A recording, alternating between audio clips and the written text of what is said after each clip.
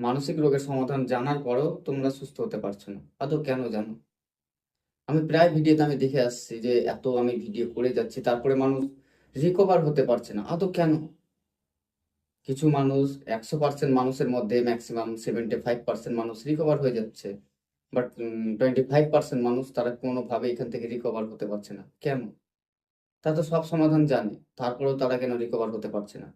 আজকে বিস্তারিত এই বিষয় নিয়ে তোমাদের সাথে আলোচনা করব। কারণ হচ্ছে যে দেখো, আমার মূল উদ্দেশ্য হচ্ছে যারা যারা মানসিক সমস্যার মধ্যে রয়েছে তারা যেন একটা সুন্দর লাইফ লিড করে।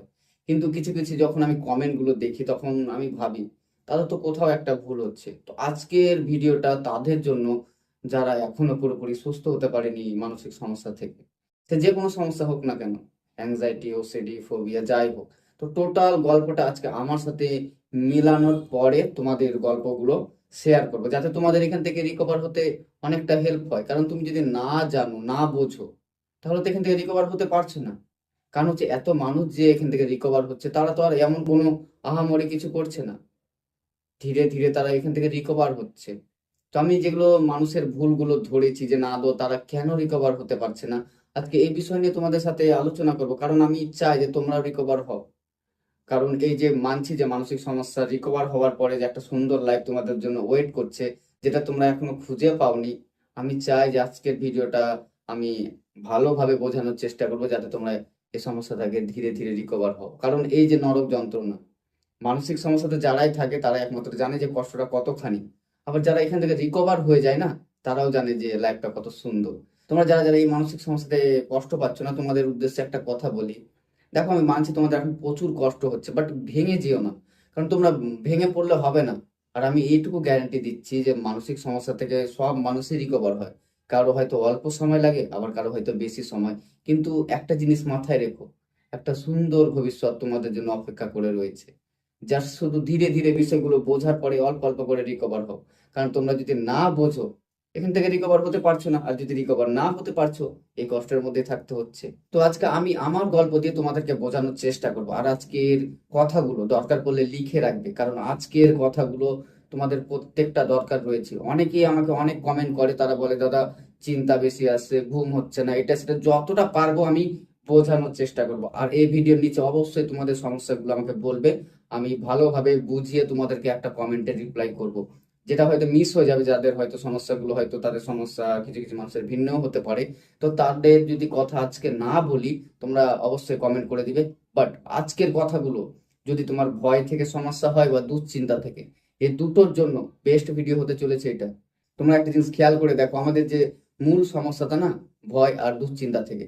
এই কারণে আমাদের যে শারীরিক সমস্যাগুলো, টোটাল আজকে বিস্তারিত তোমাদের সাথে বলি, তাহলে তোমরা হয়তো এখান থেকে ধীরে ধীরে রিকভার হবে। আচ্ছা, আমি আমার গল্প দিয়ে তোমাদেরকে বোঝানোর চেষ্টা করবো। একটা জিনিস খেয়াল করে দেখেছো, এর আগে ভিডিওতে আমি যেটা বলেছিলাম, আমি না জেনে 12টা বছর কাটিয়ে দিয়েছি যে আমার মানসিক সমস্যা। আর তোমরা বলো তো, যারা যারা এই সমস্যার মধ্যে রয়েছো, তোমরা কতদিনে 12 বছর পরে জানতে পেরেছো? আশা করি তোমরা তোমরা তো তার আগেই জানতে পেরেছো। বাট আমার কষ্টর লেভেলটা একবার ভেবে দেখো। আমি 12টা বছর কাটিয়ে দিলাম না জেনে যে আমার মানসিক সমস্যা। কিছু হলে শুধু ভাবতাম যে মাথার মধ্যে হয়তো আমার গ্যাস উঠে গেছে, কারণ আমাকে ডাক্তারে কনফার্ম করেছিল আমার গ্যাসের সমস্যা। তার জন্য আমি যখনই প্যানিক অ্যাটাক হতো আমি ভাবতাম যে মাথায় আমার গ্যাস উঠে গেছে, এটা সেটা কত।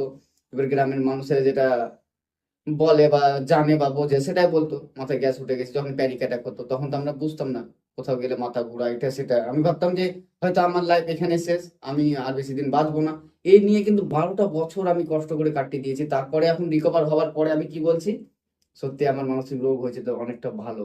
কারণ এই জিনিসটা বোঝার তোমাদেরকে ক্ষমতা লাগবে। যে মানুষটা 12টা বছর কষ্ট করেছে, সে মানুষ এখন রিকভার হওয়ার পরে এই কথাটা বলছে কেন? কারণ হচ্ছে দেখো, একটা কথা, আমরা ছোটবেলাতে ধরো, কথার কথা, আমি যেমন ছিলাম, এত পড়াশোনাও এতটা ভালো ছিলাম না। তো আমার পড়াশোনা করতে একদমই ভালো লাগতো না। তো আমার বাড়িতে আমাকে সত্যি খুব মানে মারধর করতো, বকাবকি করতো।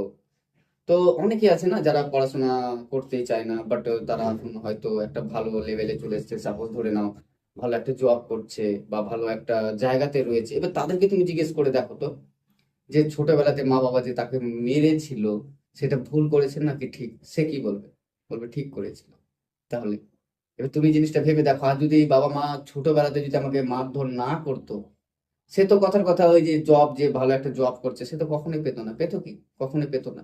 তাহলে আজ যে আমরা মানসিক সমস্যার মধ্যে কষ্ট পাচ্ছি, দেখো উপরওয়ালা তো নিশ্চয়ই কিছু ভেবে রেখেছে আমাদের জন্য। কিছু তো অবশ্যই ভেবে রেখেছে যে নেক্সট টাইম, মানে নেক্সট এর জন্য আমার কিছু ভালো একটা হবে, কারণ আমাদের কোথাও না কোথাও আমাদেরকে মানে পরীক্ষা দিতে হচ্ছে যে আমরা কত কষ্ট সহ্য করতে পারি।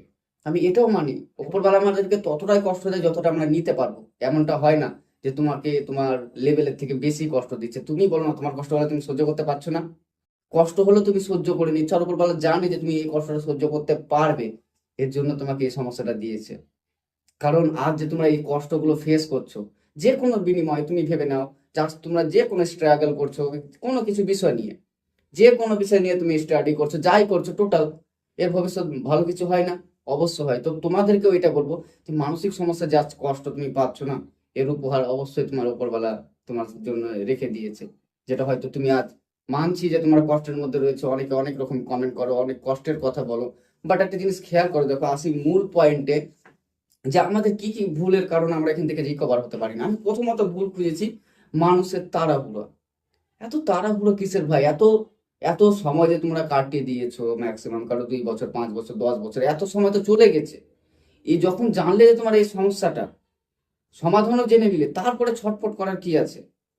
এবার তোমরা তো এটাও জেনে গেছো না যে আমরা যত ছটফট করবো বা যত তাড়াহুড়ো করবো তত আমাদের সমস্যাগুলো বেড়ে আসবে, জানো না? তো তোমাদের প্রথম কাজ হচ্ছে যে তোমাদের নিজেকে নিজে বোঝানো যে আমার সমস্যাগুলো যেগুলো হচ্ছে, আমি যখন সমাধান পেলাম আমি এখান থেকে ধীরে ধীরে সুস্থ হবো, আমার তাড়াহুড়ো কোনো দরকার নেই। আমাদের প্রথম পয়েন্ট হবে যে তাড়াহুড়ো একদমই ছাড়া, এগুলো দরকার পড়লে লিখে নাও, কারণ এগুলোই হবে তোমাকে রিকভার করার জন্য মূল পথ। কারণ হচ্ছে যে দেখো, যখন তুমি তাড়াহুড়ো করবে না এখান থেকে রিকভার হতে, তোমার ততটাই দেরি হবে। আমি অনেককে দেখেছি যারা চিন্তা নিয়ে সমস্যার মধ্যে রয়েছে, তারা কোনোভাবে চিন্তাগুলোকে চায় না, তারা জোর করে কিন্তু চিন্তাগুলোকে সরানোর চেষ্টা করে। আর তাদের ভুল কোথায় বলতো? যারা চিন্তা নিয়ে সমস্যার মধ্যে রয়েছে, তাদের একটা চিন্তা মাথার মধ্যে সারাক্ষণ ঘুরপাক খেচ্ছে, তাদের ভুলটা কোথায়? যখন তাদের চিন্তাগুলো আসে তারা আপ্রাণ চেষ্টা লাগিয়ে চিন্তাগুলোকে মাথা থেকে সরানোর জন্য, ভুলটা হয়ে যাচ্ছে তাদের এখানে। একটা কথা তোমাদেরকে আমি বলি, তোমার বেস্ট ফ্রেন্ডের নাম কি? মনে করো, যে কোনো একটা তোমার বেস্ট ফ্রেন্ডের নাম মনে করো, করেছো? এবার এক কাজ করো, ওই নামটা 15 সেকেন্ডের জন্য দূর করে দেখো। আমি ওয়েট করছি তোমাদের জন্য। ট্রাই করো ওই নামটা যেটা ভেবে রেখেছো, ওই নামটা 15 সেকেন্ডের জন্য তোমার মাথা থেকে সরিয়ে দেখো। ট্রাই করো।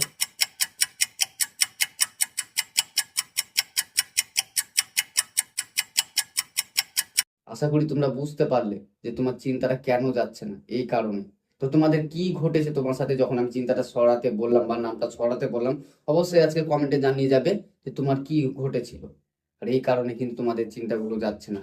দেখো, আমরা যখনই কোনো একটা চিন্তাকে আমি সরানোর চেষ্টা করি না, তখনই সেই চিন্তাটা আমার মধ্যে আটকে থেকে যাবে, কোনোভাবেই সে যাবে না। আর এটাই হচ্ছে তোমাদের সাথে।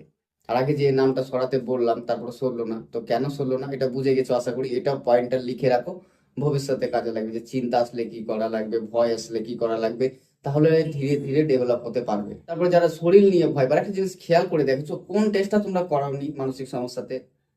কোন ডাক্তার তোমাকে বলে দিয়েছে যে না তোমার বড় কোনো রোগ হয়ে গেছে, তুমি হয়তো বেশি দিন বাঁচবে না? আমি মানছি যে যাদের শরীর নিয়ে ভয় পায়, তাদের মাথা থেকে পা অব্দি ছোটখাটো বিষয় নিয়ে তারা টেস্ট একটার পর একটা করতেই থাকে।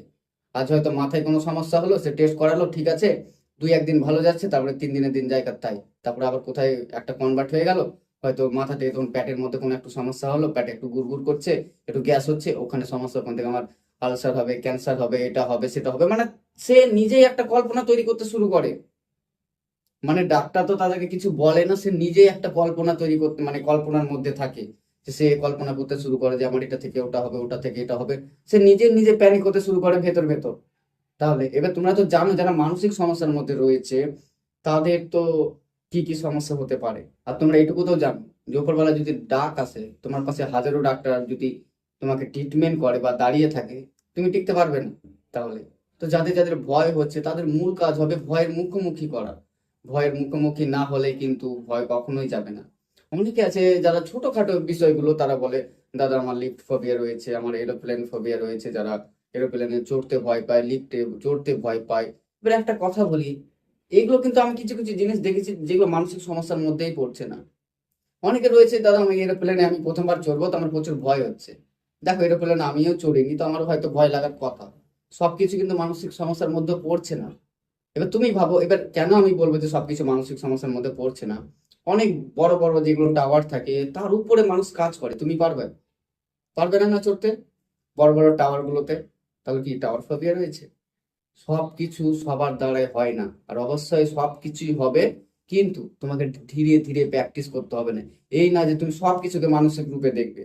আর অবশ্যই ভয়ের মুখোমুখি সব সময় হবে। যখন শারীরিক সমস্যাগুলো হবে, তোমার করণীয় হবে যে তুমি চাইবে আরো বেশি হোক, দেখি তো আমার কি হয়। যখন এইভাবে করে চলতে পারবে না, তবে তোমার সমস্যাগুলো কমবে। যদি তোমার শারীরিক কোনো একটা সমস্যা হচ্ছে, তুমি ছুটলা ট্রিটমেন্ট করতে, টেস্ট করতে, ডক্টর দেখাতে, এইভাবে সমস্যা একটার পর একটা পরিবর্তন মানে ঘটবে আর কি। তো তোমরা এটুকু বুঝে গেছো যারা যারা মানসিক সমস্যার মধ্যে থাকে তাদের সাথে কি ঘটে। একটার পর একটা পরিবর্তন ঘটে। আজ মাথা, কাল পেট, কাল বুক, একটার পর একটা পরিবর্তন। আর অনেকে আছে, দাদা আমার অ্যাংজাইটি আছে, ওসিডি আছে, এটা আছে, সেটা আছে। তো একটা তোমাদের সাথে বেশিরভাগ আমি এটা ক্লিয়ার করে দিই যে যাদের মানসিক সমস্যা, সাপোজ ধরে নাও অ্যাংজাইটি রয়েছে বা ওসিডি রয়েছে, তাদের মধ্যে একটু একটু করে কিন্তু সবকিছু ডেভেলপ করে। তো তোমরা এটা নিয়ে পড়ে থেকো না যে আমার আদৌ সমস্যাটা কি, অ্যাংজাইটি, ওসিডি, ফোবিয়া। দরকার নেই, তোমার সমস্যাটা কি তার সমাধান খোঁজো। আমার ভিডিও দেখে আমি জানি তোমাদের অনেক হেল্প হচ্ছে, তো তারপরেও আমি তোমাদেরকে একটা কথা বলতে চাই। তোমরা অবশ্যই একজন কাছাকাছি যে কোনো মানসিক ডাক্তার দেখো, সাথে অবশ্যই কাউন্সেলিং করাবে। মেডিসিন যদি দেয় তো নাও, মেডিসিনের সাপোর্ট অবশ্যই নাও, সাথে কাউন্সেলিং করা। তোমার মূল কাজ হবে যে তোমার সমস্যাটাকে বোঝা। এবার একটা কথা আমি এটাও জানি যে তোমরা হয়তো কাউকে বিশ্বাসও করতে পারছো না, একটু বিশ্বাস করো। কারণ তুমি যদি বিশ্বাস না করো, সমস্যার মধ্যে কে ফেসে রয়েছে? তুমি তো, অন্য কেউ তো না। যারা বিশ্বাস করছে তারা তো ইজি ভাবে রিকভার হয়ে যাচ্ছে। আর তোমরা যে বিশ্বাস করতে পারছো না, তার মূল কারণ আর একটা বলি। যে কারণে বিশ্বাস করতে পারছো না, আমার সমস্যাটা ঠিক হচ্ছে না। যদি সমস্যাটা অন্য কিছু হতো না, তাহলে তুমি তো এতদিন ঠিক থাকতে পারতে না। পারতে? নিজেকে কোনো সময় জিজ্ঞেস করেছি যে আমি কেন মানে ঠিক আছে এতদিন? মানছি তোমার কষ্ট হচ্ছে, তা বলে এমন না। এবার তুমি যারা বড় বড় রোগের সাথে লড়াই করছে, যারা বড় বড় রোগ নিয়ে ঘুরে বেড়াচ্ছে, তাদের অবস্থা কিন্তু তোমাদের মতো না। তারা দিন দিন খারাপের দিকে যায়, তোমাদের মতো না বা আমাদের মতো না। যে আজকে ভালো, কালকে খারাপ, কালকে ভালো, পরশু খারাপ, বা সকালে ভালো বিকালে খারাপ, এমনটা তো হচ্ছে না। আর সব থেকে মেন পয়েন্ট, যারা এখনো মানে আমাকে কমেন্টটা বেশি করে, দাদা আমার সমস্যাগুলো আবার বেড়ে গেছে। দেখো তোমরা এটুকু তো জেনে গেছো সমস্যাটা এমনই, এমনটা না যে মানে আজ 10, 20, 30, 40% করে ঠিক হয়ে যাবে। আজকে তুমি ভালো থাকলে কাল খারাপ থাকবে। এবার কথার কথা, যখন আজ আমি ভালো আছি তখন তো বাদ দিলাম, যখন খারাপ থাকছে তখন তো নিজেকে এটা বলতে পারি না যে আমি তো জানি এগুলো আবার কমে যাবে। তাহলে তো দুশ্চিন্তাটা বন্ধ হয়ে গেল। এবার যদি আমার দুশ্চিন্তাটা বন্ধ হয়ে গেল, তাহলে সমস্যা থাকবে কিভাবে? তোমাদের কষ্ট হলেও তোমাদেরকে এইভাবে চলতো। আজকের ভিডিওর কথাগুলো অবশ্যই মনে রাখো, দরকার পড়লে তুমি ভিডিওটা আবার প্লে করে যেগুলো যেগুলো আমি কথাগুলো বললাম, কোনটার সাথে কি করতে হবে, এগুলো লিখে রাখো। আর এইভাবে চলার চেষ্টা করো। আর অবশ্যই কাছাকাছি যে কোনো মানসিক ডাক্তারের হেল্প নাও, কাউন্সিলিং করো। দেখো আমি এটুকু নিশ্চিত হয়ে গেছি যে এত মানুষকে রিকভার করার পরে, যে মানুষ আর যাই করুক, এই জিনিসটাকে যখনই সে বুঝবে না, সে রিকভার হয়ে যাবে। কথাটা যদি শুধু আমার একার হতো, তাহলে হয়তো আমি বলতাম না। আমি তোমরা তো দেখছো আশা করি রিভিউ গুলো, তো অলরেডি এদিকে রিভিউ ম্যাক্সিমাম 1-150 হয়ে যাবে রিভিউ। ভিডিও তো মানে চ্যানেলে দিয়েছি, এবার এমনটা তো না যে সবাই রিভিউ দেয়। আমার অলরেডি 8 থেকে 900 এরকম সামথিং রিকভারি স্টোরি, মানে রিকভার করে ফেলেছি আর কি। তো সবাই রিভিউ দেয় না, তো এত মানুষকে যে মানে রিকভার করার পরে আমি যেটা বুঝতে পেরেছি, মানুষ এই সমস্যাটা যখনই সে বুঝে যাবে না, ধীরে ধীরে অল্প অল্প করে এগোবে, সেখান থেকে রিকভার হতে বাধ্য। কারণ এই সমস্যা এত বড় না। তার কারণ আমি একজন পেশেন্ট ছিলাম, আমিও তোমাদের মতো ছটফট করছিলাম, বাট এখন একটু বোঝার চেষ্টা করো আমার কথাগুলো। আর দরকার পড়লে এই ভিডিওটা আবার প্লে করে যেগুলো আমি বললাম না সেগুলো লিখে রাখো। সমস্যার সাথে যখন সমস্যাগুলো হবে, তখন তোমরা অ্যাপ্লাই করবে। ওকে? তো চলো আর ভিডিও বেশি বড় করো না, ততক্ষণ নিজের খেয়াল রাখো, সুস্থ থেকো। আর তোমরা যদি আমার চ্যানেলে নতুন হয়ে থাকো, যদি মনে হয় বা ইচ্ছে হয়, তবে অবশ্যই চ্যানেলটি সাবস্ক্রাইব করে রাখতে পারো এমনই ভিডিও পাওয়ার জন্য। আর ভিডিও যদি ভালো লাগে, অবশ্যই একটা লাইক করে দিও। তো চলো দেখা হচ্ছে পরে ভিডিও অন্য কোনো বিষয় নিয়ে। আর একটা কথা, যেগুলো বলি একটু একটু করে মানার চেষ্টা করো।